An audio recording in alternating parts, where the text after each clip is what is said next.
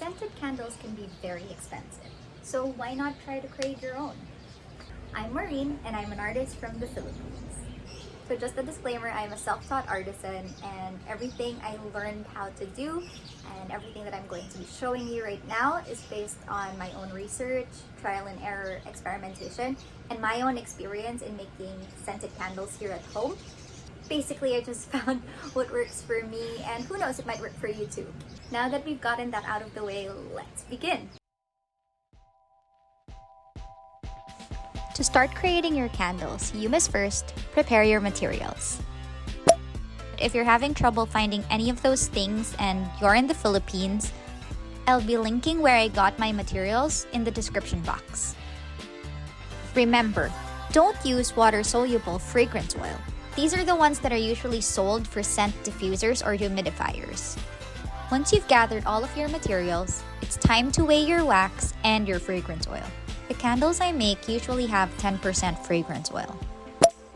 To get the measurements that I need, I put liquid in the jar I'll be using and subtract 10% off of that value to get the amount of fragrance oil I need, and whatever is left is the amount of wax I need to be weighing. Wipe down your container and stick the wick to the center. I usually set my wick holder at this stage while others do it after pouring. Once your materials have been prepped and weighed, we move on to the 3-step candle making process. Melt, mix, pour. Melt your wax at 170 to 180 degrees Fahrenheit. Put your pitcher inside the pot. Wait for the wax in the pitcher to melt. Melting point can vary. The wax that I'm using usually melts at about 170 to 180 degrees Fahrenheit. Remember to monitor the temperature of your wax using your thermometer and adjust your stove settings as needed.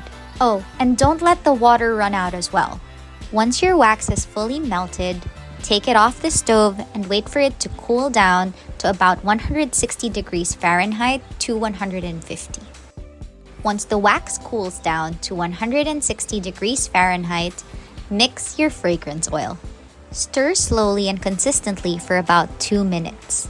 Remember, rapid stirring can cause air bubbles to get stuck in your wax, and you wouldn't want that.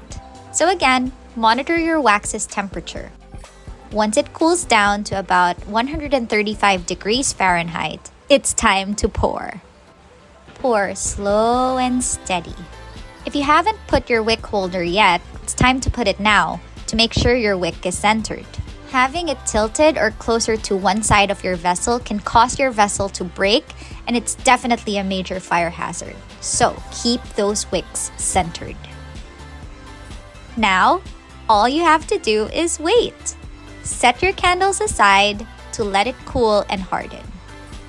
I like to keep them in a cabinet so they remain undisturbed. I waited for 24 hours before I checked on it again, and here it is! Now all that is left to do is to trim the wick, and there you go! You can now create your own scented candles at home. Let me know if that method worked for you too, and if you have any comments or suggestions or whatsoever. Thanks for watching, and I'll see you around. Bye!